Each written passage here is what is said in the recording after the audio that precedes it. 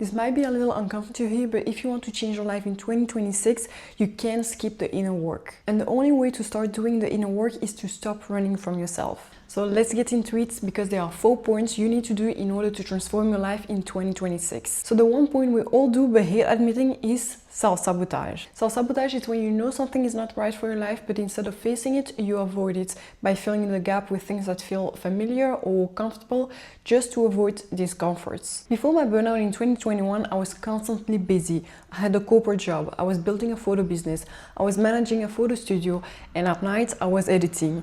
This all wasn't ambition, it was me running from myself. And because I wasn't listening to the signs of my body telling me that it was tired, it literally just shut down and I couldn't do anything anymore because I was over it, and that was my burnout. And the relationships I attracted back then, of course they weren't right, because I wasn't right with myself. I wasn't feeling safe with myself. So how could I attract someone who was grounded and who was growing? The second point is self-awareness. And self-awareness starts the moment you're brave enough to look at yourself and your behaviors from an outsider's perspective. Not the one you wish you were, but the real you. To become more self-aware, you can ask yourself these questions. What part of this do I own? Have I communicated clearly enough? What part of this could I do better next time?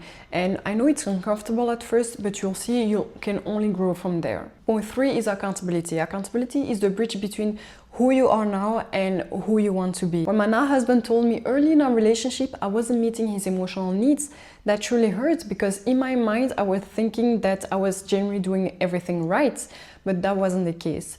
But instead of staying in victim mode, I asked him, how could I do better? How could I improve?